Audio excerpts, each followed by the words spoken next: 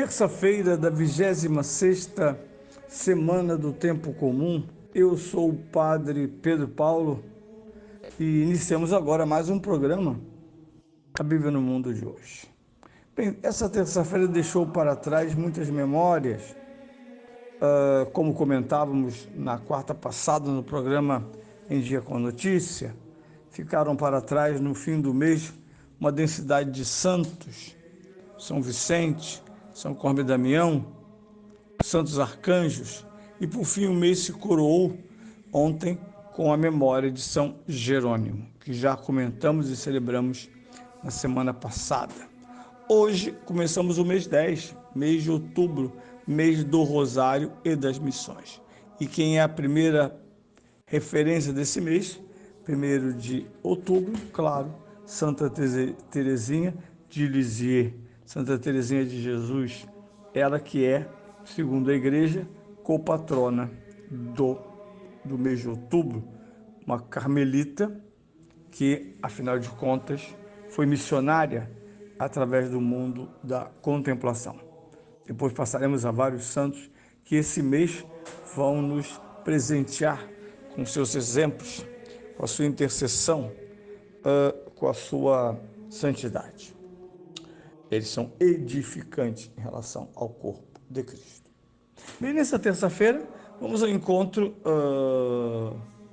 da primeira leitura de domingo, a leitura que vem do Antigo Testamento, do livro dos Números, dali que a igreja extraiu para este domingo a primeira leitura da liturgia da palavra. Naqueles dias, o Senhor desceu na nuvem e falou com Moisés, tirou uma parte do Espírito que estava nele e fê-lo passar sobre os 70 anciãos do povo. Logo que o Espírito pousou sobre eles, começaram a profetizar, mas não continuaram a fazê-lo. Tinham ficado no acampamento 2 homens, um deles chamado Eldad e o outro Medad. O Espírito pousou sobre eles, pois contavam-se entre os inscritos, embora não tivessem comparecido na tenda, e começaram a profetizar no acampamento. Um jovem correu a dizê-lo a Moisés: Eldad e Medad estão a profetizar no acampamento. Josué, então, filho de Num, estava a serviço de Moisés desde a juventude, tomou a palavra e disse: Moisés, meu senhor, proíba-os. Moisés, porém, respondeu-lhe: Estás com ciúmes de mim? Quem dera que todo o povo de Israel fosse profeta, e que o Senhor infundisse o seu espírito sobre eles. Bem, um belo trecho, já aparece muito forte a figura de Josué, que será o 6º livro da Bíblia, logo após o Pentateuco, e uma situação inusitada.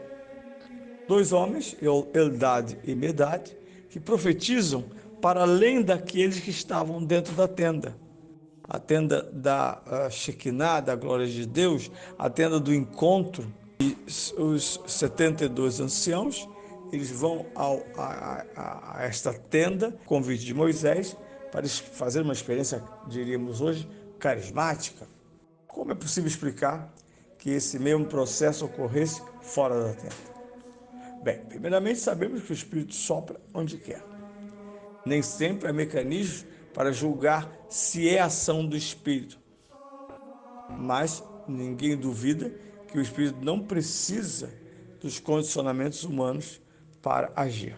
E ao dizer isso, ele sopra onde quer, não sabemos de onde veio e para onde vai, Jesus alude ao fato que o Espírito é liberdade. E mais ainda, o segundo elemento, segundo Gênesis, o Espírito é universalidade, pois do barro inerte e individual, o sopro de Deus, o Espírito, transforma o inerte em vivo e mais ainda o individual em coletivo. Trata-se não da criação de um casal, mas da criação de todos os homens e mulheres. Por isso é um tema tão caro a Israel. Terceiro, Deus infunde seu Espírito sobre os anciãos que estão na tenda. O Antigo Testamento não conhece a terceira pessoa da Santíssima Trindade.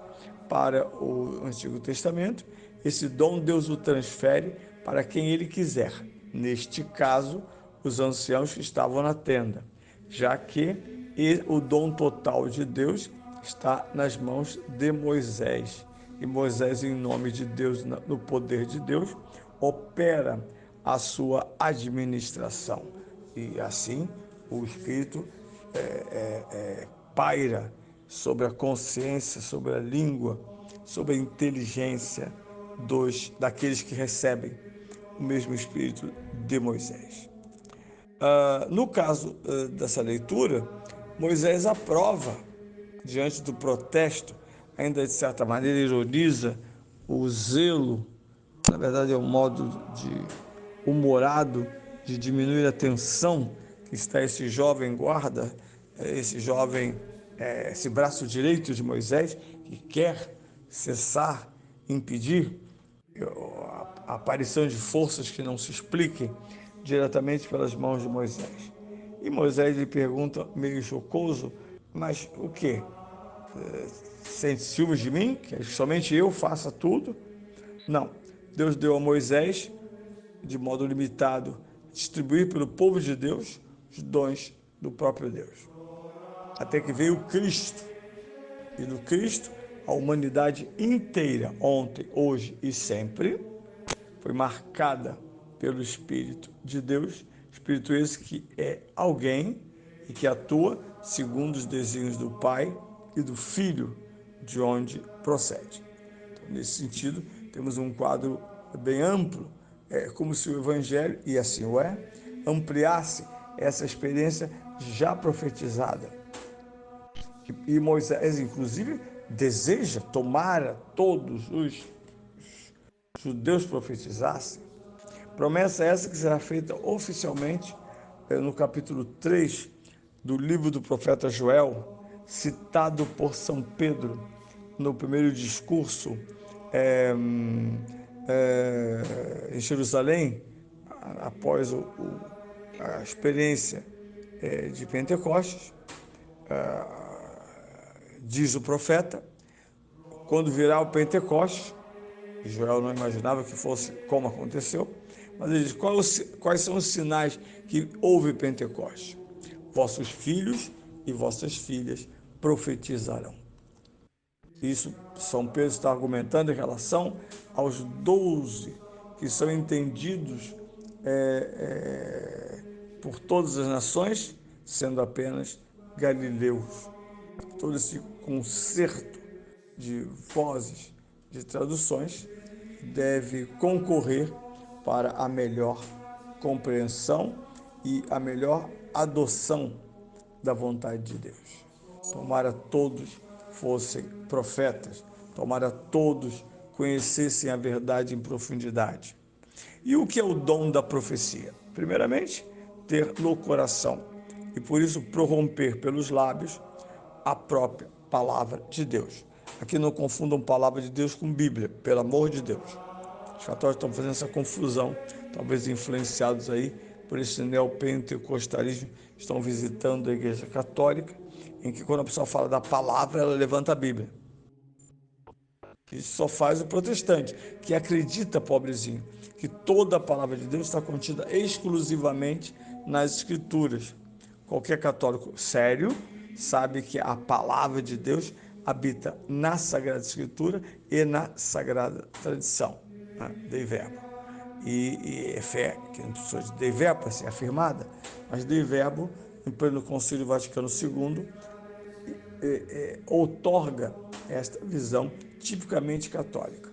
A palavra de Deus é Deus, seja na forma fixa do cânon, seja na forma fluente da tradição, que implica em audição, compreensão e interpretação.